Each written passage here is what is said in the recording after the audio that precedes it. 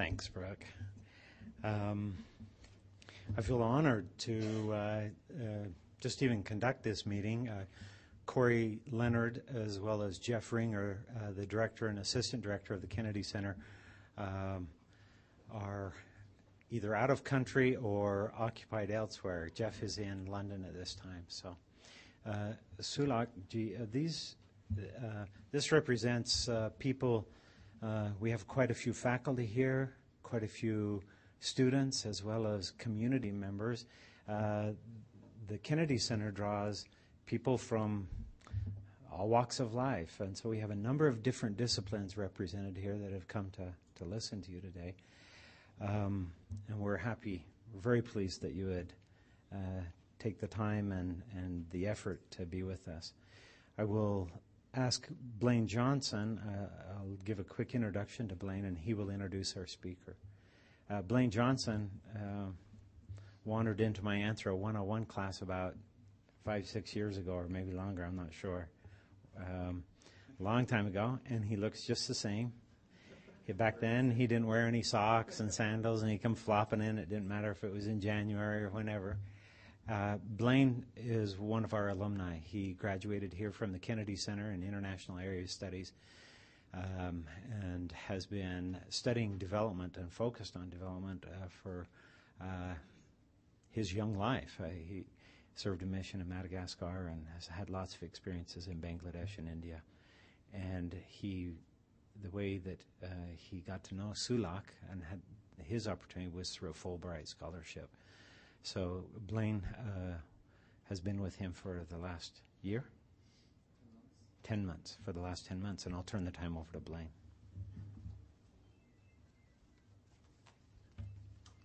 Thanks. I have a tendency to wander into offices. That's actually how I met Acharn Sulak, actually 4 years ago.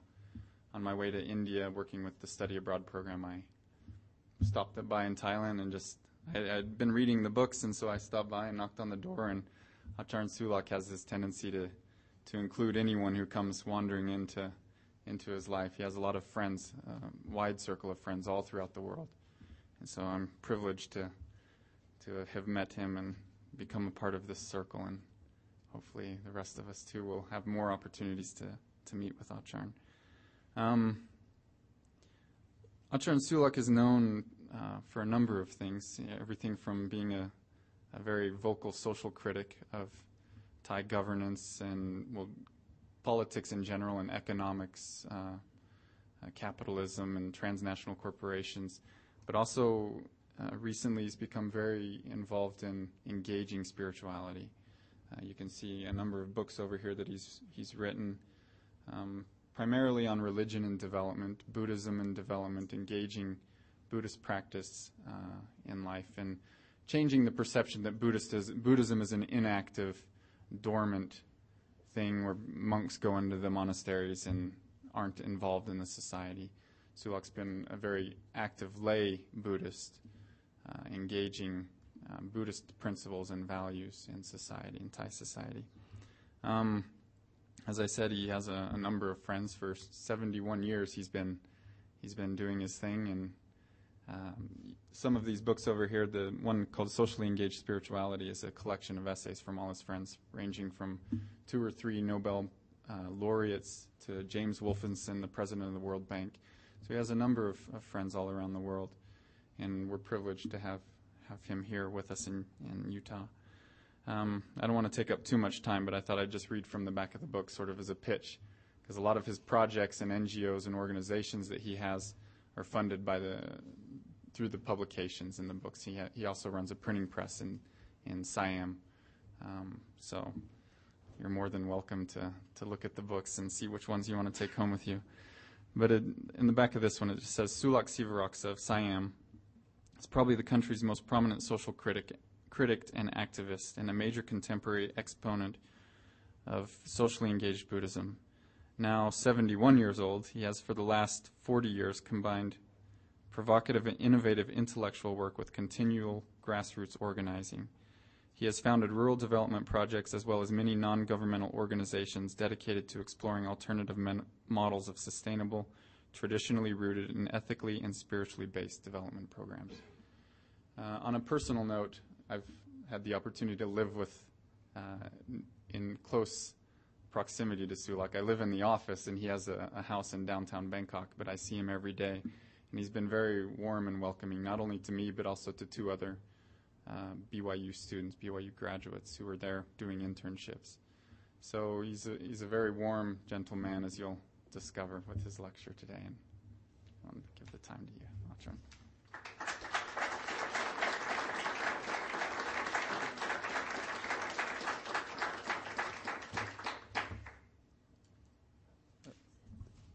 Thank you so much for coming to listen to me, and I'm very grateful to be here.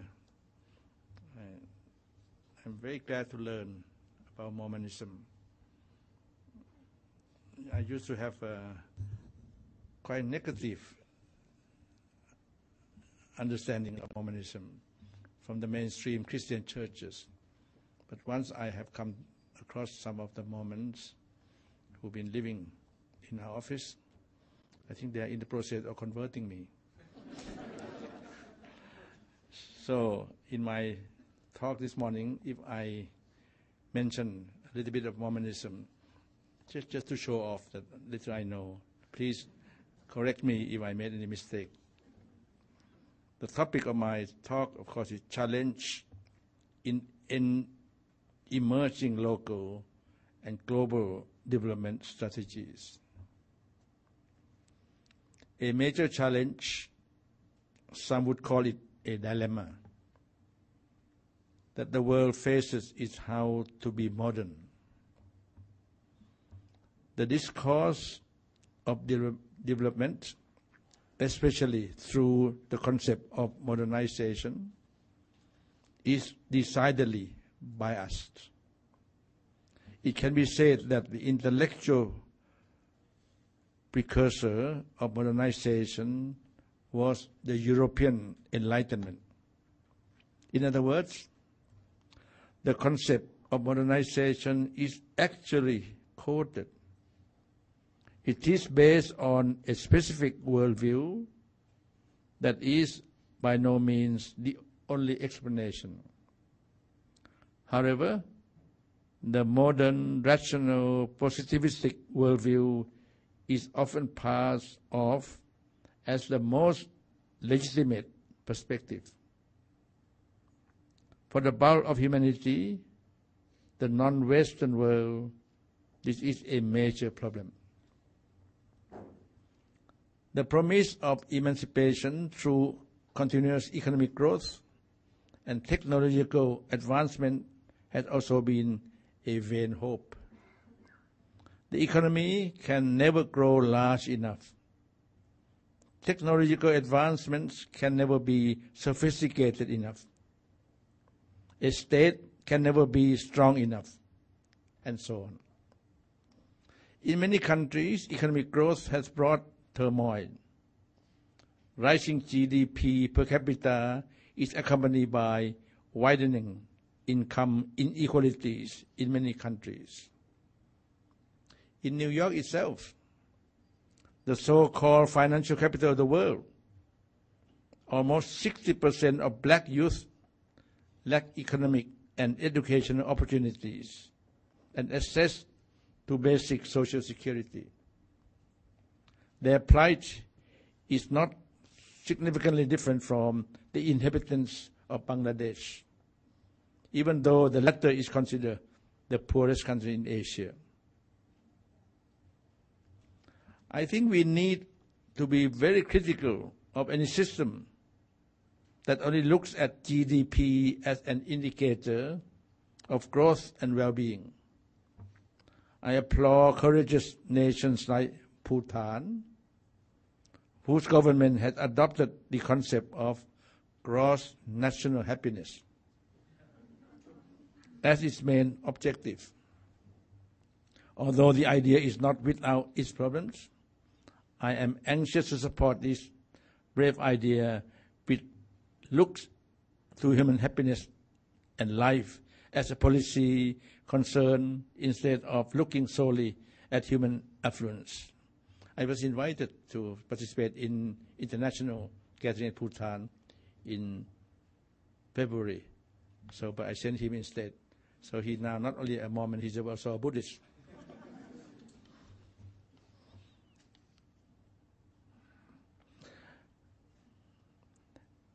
I echo the LDS teaching that men are that they might have joy. But how do we apply such instruction at the national level? How do we make such spiritual objectives our policy? At a recent conference in cross-national happiness that I mentioned, it was noted that what gets measured gets managed. If we only measure money through indicators such as GDP, then money will be all that we attempt to manage. If we look to measure the other achievements such as literacy, health, social capital, freedom, leisure time, happiness, etc., then those will be the things we pursue and manage. We need to look at our future differently, as if they are present now. In a few days, I will lecture at Naropa University in Boulder, Colorado.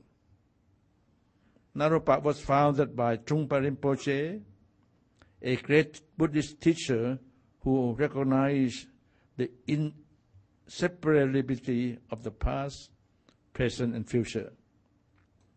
Rinpoche thought that not only does our past actions, our karma, determine our present condition, but also our future karma will in a way determine who we are now. The things we aspire to assuredly influence our actions today. Likewise, our spiritual aspirations determine our future. For me, the greatest challenge facing humanity is that our future is too narrowly defined. There is only one goal of economic growth and only one path to attain that goal. I feel that development models of the future will succeed insofar as they are built on present wisdom in local cultures. Helena Norbert Hodge, who received the Alternative Nobel a few years ago, wrote a book called Ancient Future. She mentioned that development of the world cannot be determined only in New York or London. Rather, it should also be determined by local communities like Ladakh in India, and states like Kerala in South India, and local grassroots movements like the Assembly of the Poor in my own country. Development strategies must not neglect the social and spiritual domain.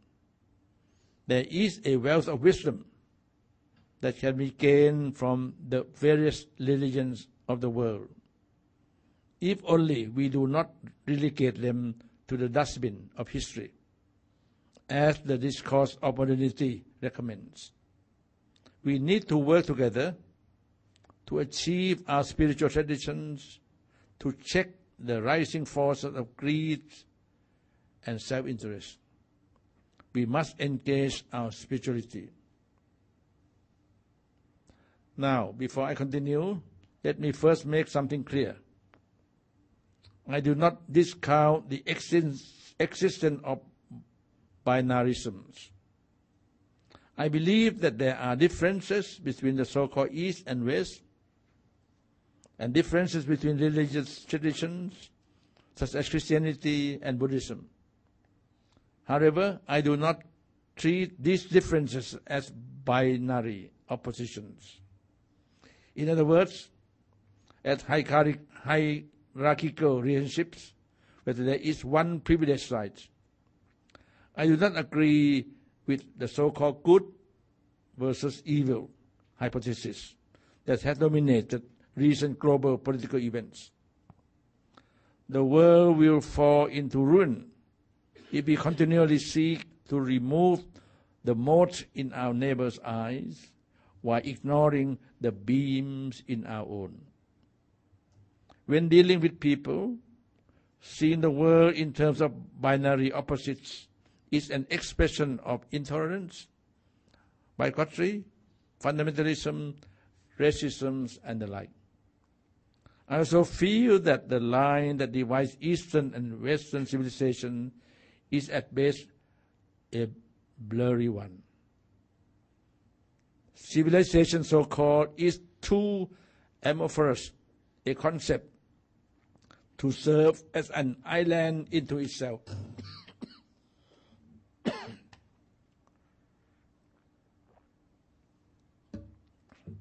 I do not want to be under Sam Huntington, who emphatically propagates the clash of civilizations thesis, delineating the world along the fault line of Western versus the rest of the world. Once you say, I am, then you are, and we and they naturally follow. Then there is conflict and fragmentation, which is not at all healthy for the civilization of the whole unit. What is needed most in this world is freedom of belief in all affairs. One of the most volatile points of contention today is intolerance for different approaches to political, economic, and spiritual matters.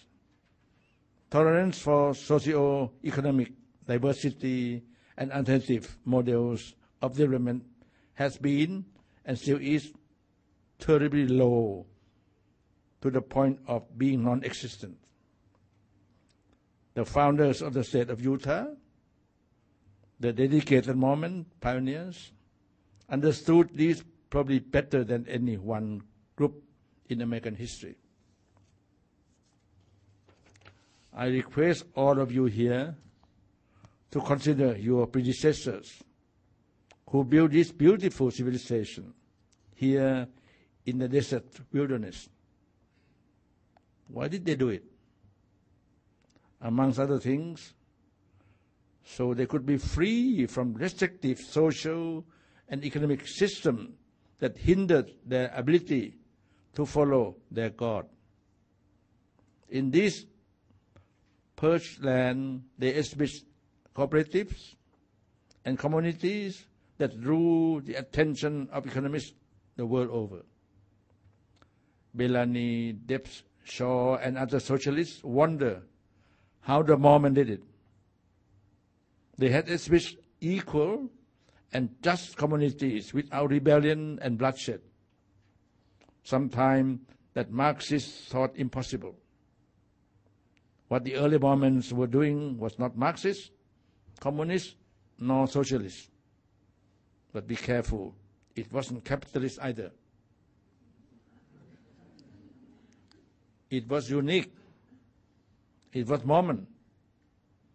It was relevant to the LDS people.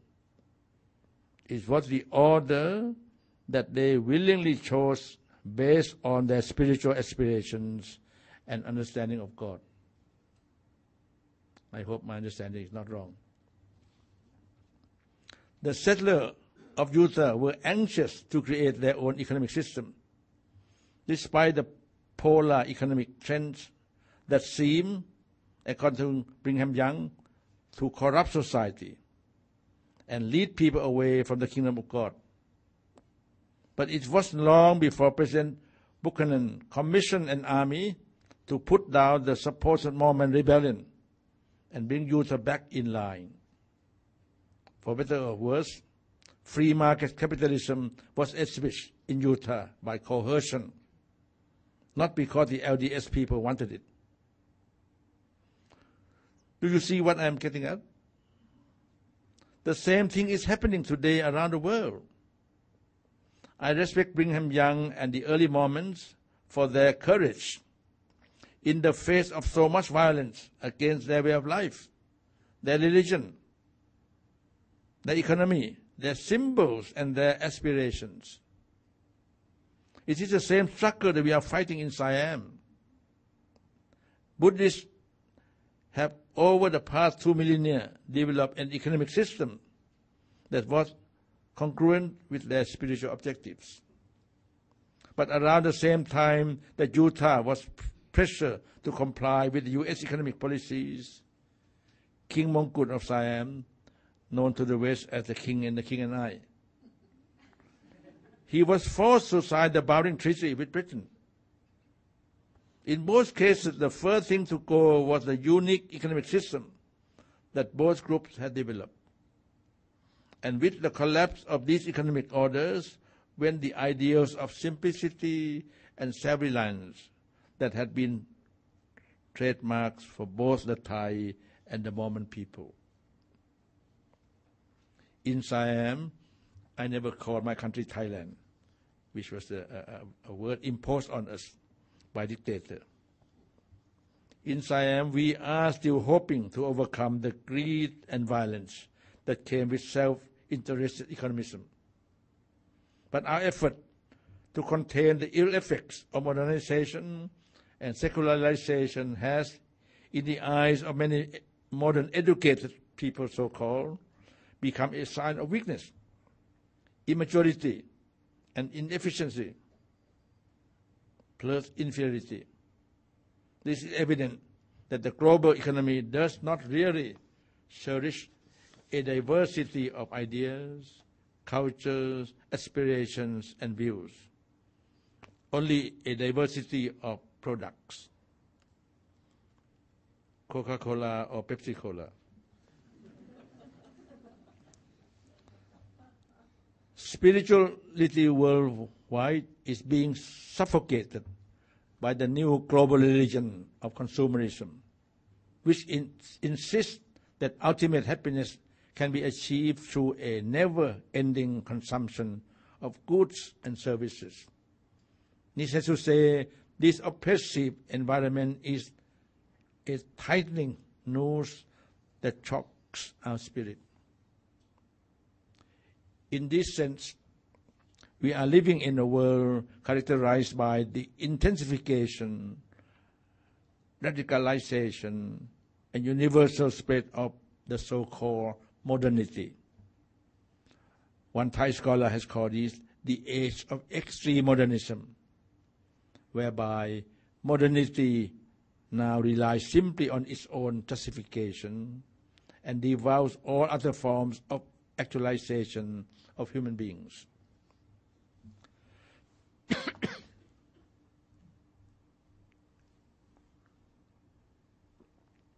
As an antidote, I want people worldwide, especially the ones that are propagating or indoctrinated by consumerism, to see the spiritual leaders of the world as enlightened individuals who can help us navigate the complexities of the marketplace to come out happier, healthier, and wiser in the end. The spiritual leaders of the world are united in their opposition of ignorance and materialism. In a world where the religion of consumerism forces millions of conversions by threat of poverty, we must hold tight to our spiritual identities. In the age right now, our religions are not a threat. Buddhists, Christians, Hindus, and Muslims should be united in the effort to prevent the people of the world from falling into the abominable religion of greed. We must each start with our own traditions to understand just exactly how we can apply our religion to the pressing social problems of our age. Please allow me to speak from my own experience. As a Buddhist, I feel that the teachings of the Buddha have much to say about mitigating suffering in the world. For this reason, I feel the teaching of the Buddha are, for lack of a better description, timeless. And so, in this dialogue of civilizations, I would like to share what I feel development practitioners in both the East and the West, at both the local and global levels, could discover in the simplicity of Buddhism. By simplicity, I mean the freedom from attachments to material and sensual pleasures. We have to understand that all material gains, personal honors, sensual pleasures, and worldly praises are ultimately linked to loss, ignominy, suffering, and denunciation, respectively. The Buddha called these the 8 worldly conditions, and states that whoever is enslaved by any of these shackles will never be free from the cycle of suffering. Simplicity contributes to the realization of the noble life because it guides us down to the noble eightfold path, namely right understanding, right thought, right speech, right action, right livelihood, right effort, right mindfulness, and right concentration. Contrary to the rationale of consumerism, where more is considered better, and where the quality or number of personal gains and possessions marks a good life, one learns from the Buddha to constantly reduce one's attachments and to envision the good life as the successful overcoming of attachment to personal gains and possessions. Free from these attachments, one is endowed with sufficient time and energy to nurture the seeds of peace within, and thus, from the Buddhist perspective, a prosperous person is 1. Self-reliant, 2. Self-dignity, and is proud of his or her own lifestyle. 3. Is humble, content, and value simplicity. 4. Generous, and 5. Is ever mindful. Note well that income and wealth are not indicators of prosperity in Buddhism, much to the chagrin of many economists, including the President of the World Bank.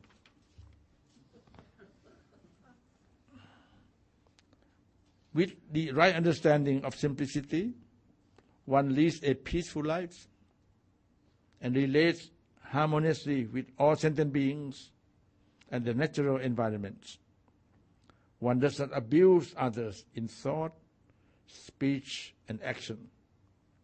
For example, if one upholds simplicity, one will understand that selfish consumption, among other things, endangers the Earth's biosphere and strengthens the hands of corporations and institutions that give primacy to the accumulation of profits over the well-being of the people. One must be mindful of how to create wealth and how to manage it. One must learn to give more than to take. One simple yet beautiful lifestyle then merges with goodness, endangering a pure form of beauty, which paves the way towards individual and social enlightenment. Just as important as simplicity is humility. By humility, I do not mean the opposite of a vanity or arrogance, because all opposites contain each other. Thus, one cannot know humility by simply rejecting pride. Struggle, tension, conflict, and confusion are inherent in the process of becoming and being. In other words, the very process of becoming must be negated in order to really be. In Christian terms, you must lose your life in order to gain it. However, the Buddhist negation of ego runs counter to the basic Western philosophic notion of self-interested growth and progress. which emphasizes ego. Small wonder that many economists and development experts once condemned Buddhism as antithetical to modernity. To relate this conception to current economic and development trends, the Buddhists would argue that small is beautiful. This matches well with other values such as self-reliance and self-sufficiency. Furthermore, environmental sustainability and socio-economic justice are more conceivable when growth is tempered or limited. When humility and simplicity are promoted, without these two qualities, the insatiable quest for greater returns propel corporations to globalize their business and investment at the expense of the environment and even human beings if they could get away with doing so. Simplicity and humility imply respect for all sentient beings. Once we are humble, we coexist with each other as equals.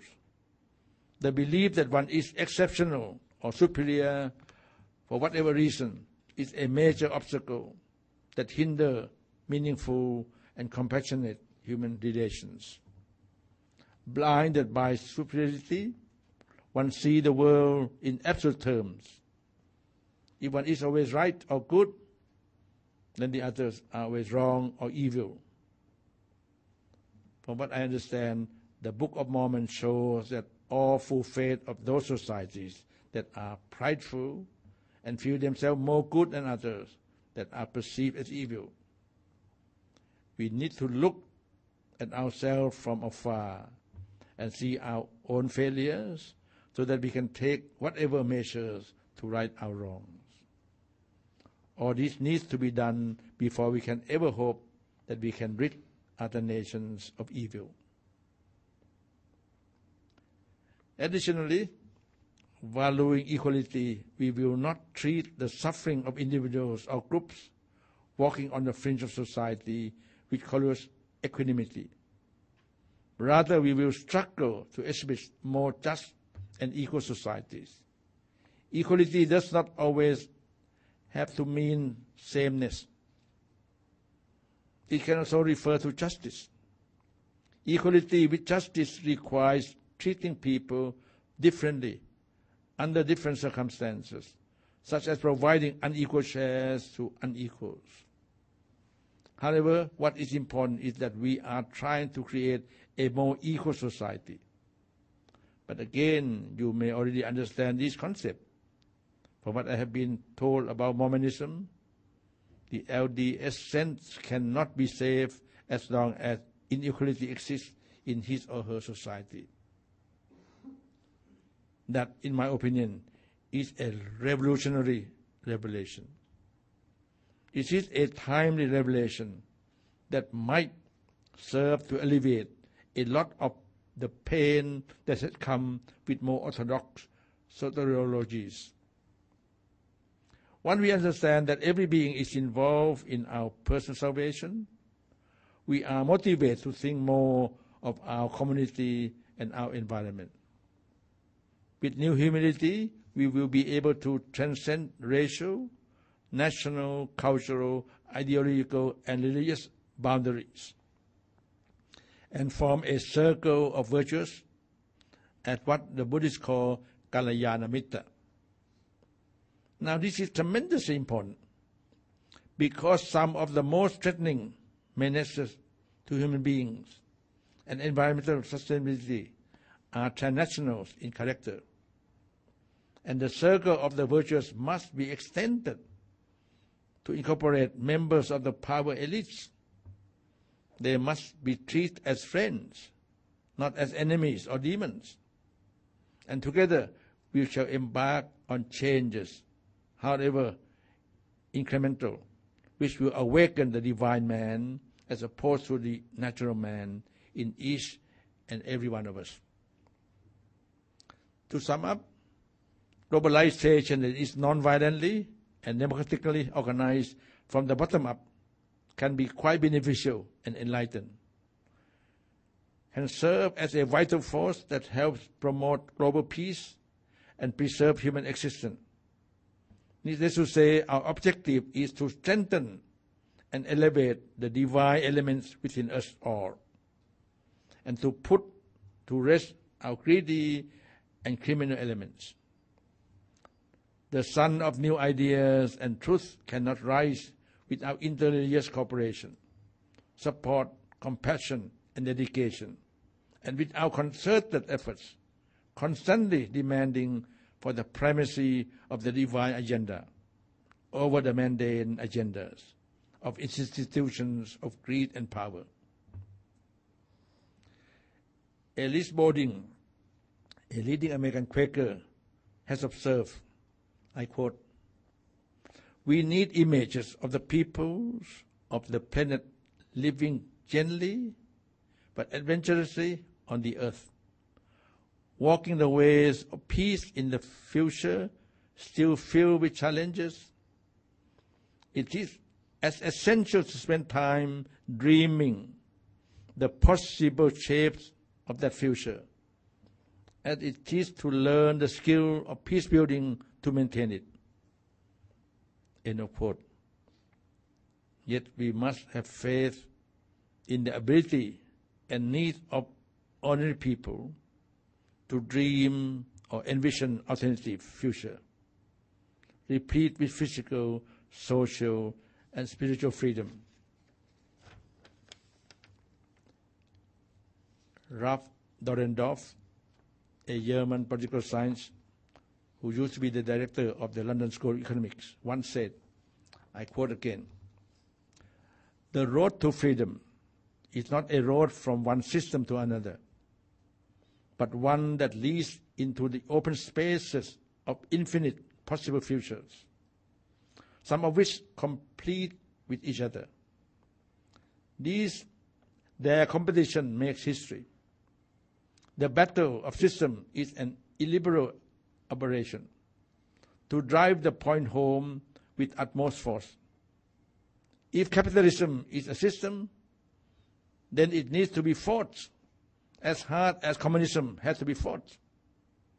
All system means serfdom, including the so-called natural system of the total market order, in which no one tries to do anything other than guard certain rules of the game discovered by the mysterious sect of economic advisors."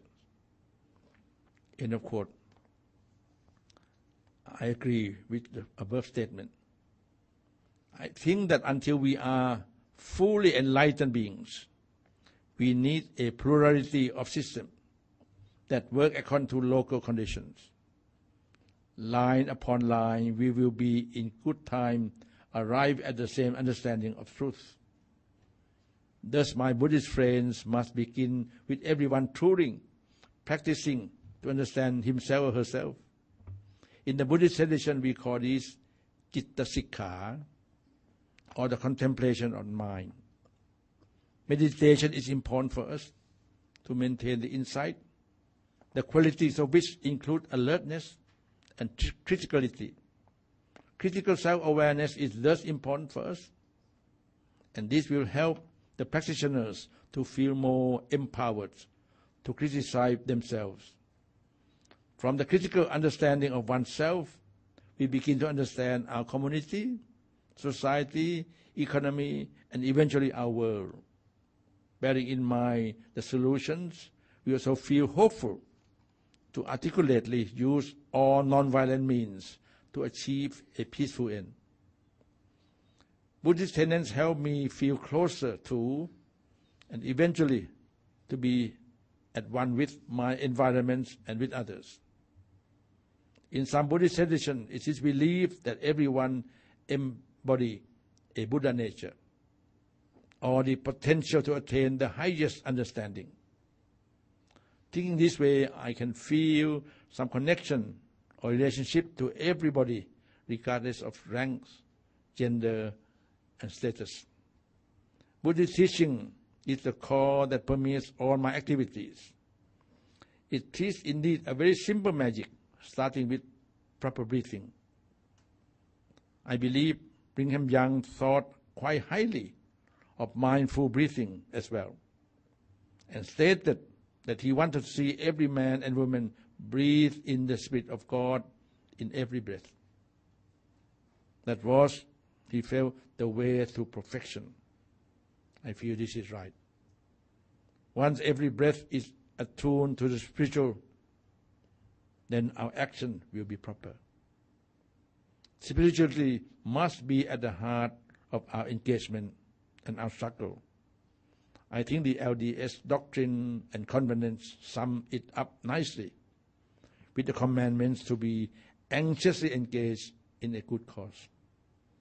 This is the essence of what I call socially engaged spirituality. What the people of the world, whether Buddhist, Mormon, Hindu, humanist, or whatever, endeavor to be anxiously engaged in a good spiritual cause, we will be well on our way to finding lasting joy. Thank you.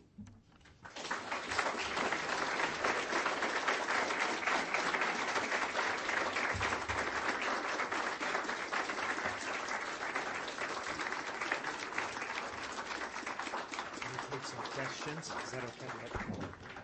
If you have questions now, we can take some questions.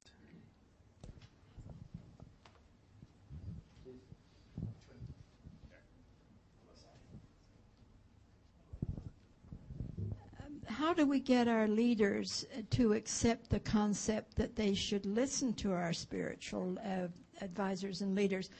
Because the International Council of Churches, involving every religion in the United States, went to President Bush and protested about a war in Iraq, saying that it's against our spiritual nature and our political nature.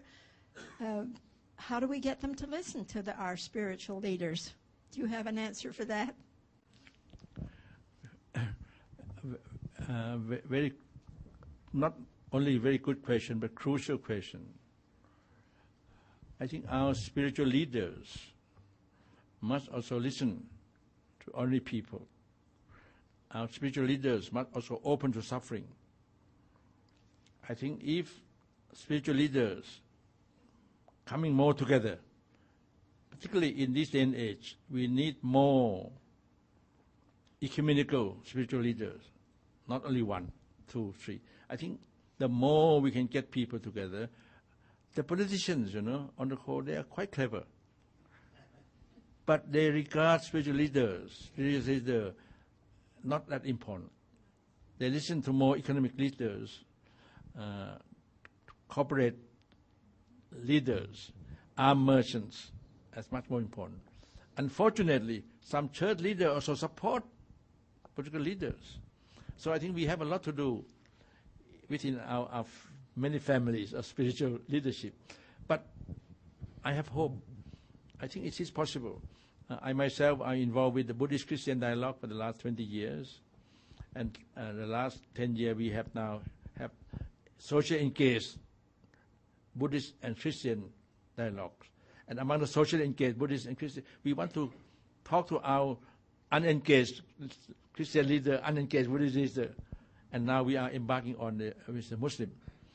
I think if we keep on carrying, I think the top leader will change. And if they don't change, we will build stronger bases. So I think what you said is very important, and I think it's not easily done, but it could be done. Thank you.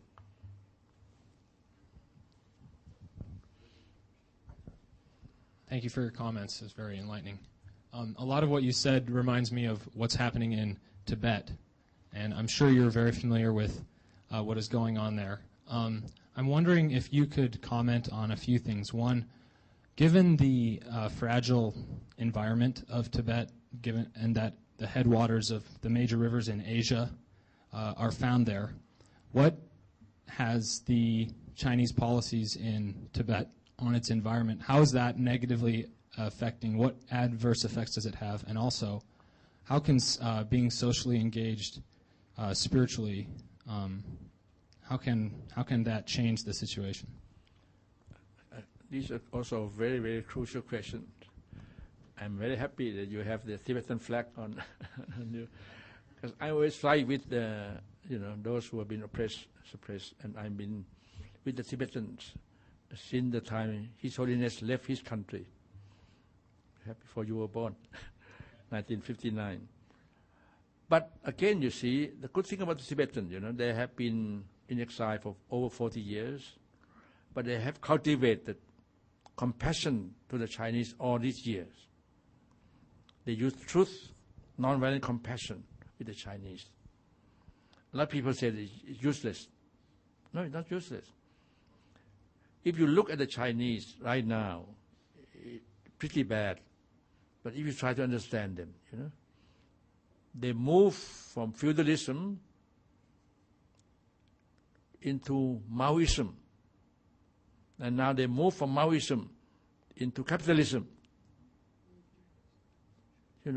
But the Chinese also have a long tradition of Confucianism, Buddhism, Taoism.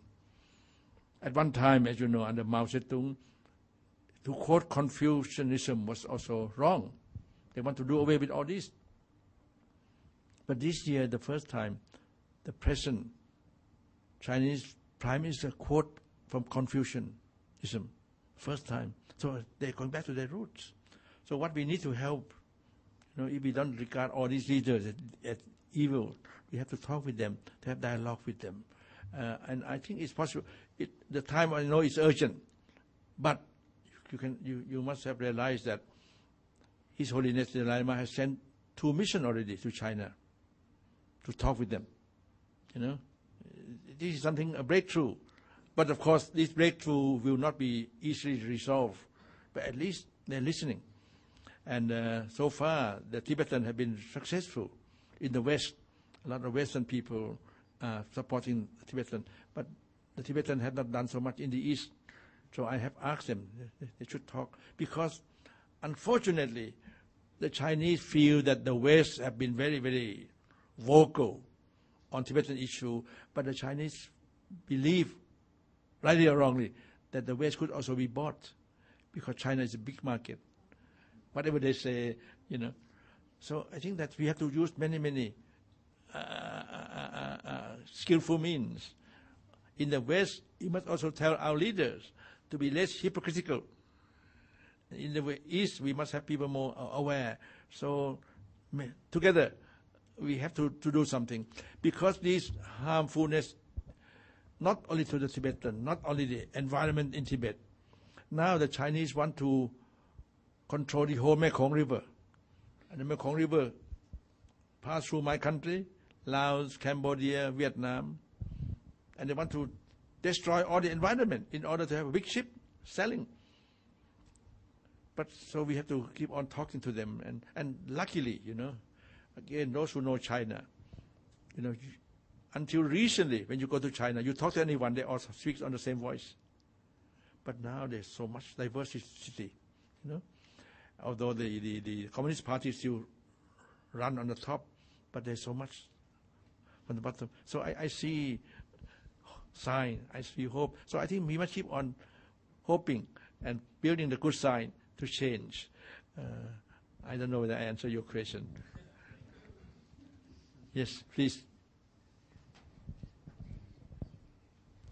Well, first of all, I just want to thank you for that wonderful talk. And in my opinion, not only did you get Mormonism right, I think you got it better than many people here understand it. Cool. So I very much appreciate that. I very much wanted to applaud, as you said. I think my humility gone. My pride has come back. Well, I'll let you work that out. My question is sort of a follow-up on the first question. Last night, President Bush's press conference, I think he made it clear that he sees himself as a socially engaged spiritual man, and that his politics are related to his own religious convictions. And so I'm wondering, and I think that's something that I believe he's sincere about that. What I'm concerned about is that when you talk about socially engaged spirituality, might not somebody look at what President Bush is doing and saying, well, that is exactly spiritually engaged spirituality. Maybe it's a different kind of politics than what you're talking about. And so how do you enter into the argument about which spirituality is the right one? And maybe as sort of a side comment to that, I mean, I think one of the reasons why socially engaged spirituality in this country doesn't have as much power or as long of a tradition as it probably should is that in some ways the kind of socially engaged spirituality that President Bush is demonstrating has a long tradition in our country against which a lot of people have reacted very negatively and said, well, this is why we need religion out of government, because if President Bush invokes the Almighty, as he did, he used that word last night in reference to this pursuit of freedom throughout the world, then that's something that is so unacceptable to so many people that they want to pull religion out altogether. Well, of course, when you use such words, one has to be careful. I mean, President Bush is not the only one. You may recall Ayatollah of Iran at one time. And he felt he was the only way, because he was so socially committed. And he communicated directly with God. You see? From the Buddhist tradition, the only way to help is to have to develop critical awareness, critical self-awareness. If the top doesn't have it, we have to build more at the base. And then challenge the top. Unfortunately, the top people, not only president, sometimes the Pope, sometimes the Ayatollah, they feel that they know everything because they're so socially, spiritual committed. I think what they need is somebody to help. For the Pope, it's more difficult because he has no wife to help him. And so on. So I think sometimes you need...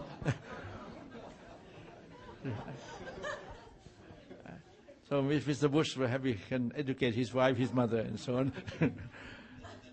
It's not easy, but I think we must take it into black and white and see.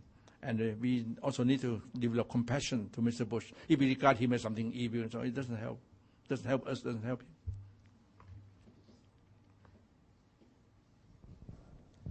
Maybe one more question? Yes.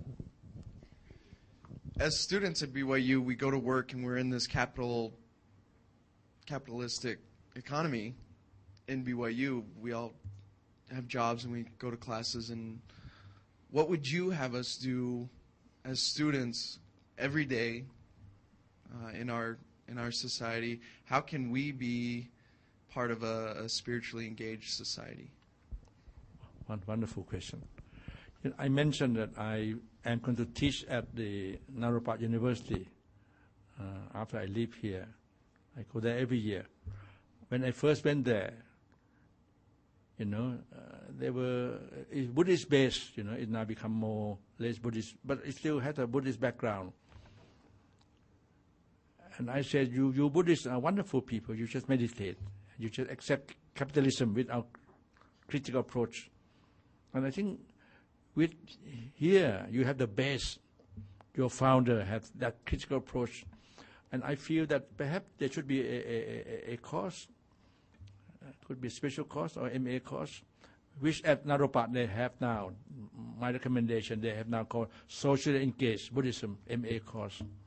You can have the course what your founder tried to do, and with the Socially Engaged Buddhism course, they are apart from intellectual approach, they have to spend time with the poor. And they go to live in New York, $1 a day in the winter. But of course, they need also somebody to help them spiritually. Sometimes they have a breakdown. So I think it is essential. In American education, you have a beautiful campus and so on. I know you also go out as missionary outside. That could also help. But I think if you have the intention, what the founders around here try to do, have alternative lifestyle, challenging capitalism, study academically and try to do it in a course, I think that perhaps will alert you not to be swollen easily into capitalist model. I just, since there are quite faculty members are here, it might be worthwhile pursuing a course to help the young people to be aware of something alternatively, which I think it really is possible. I hope it is useful. Thank you for all your attention.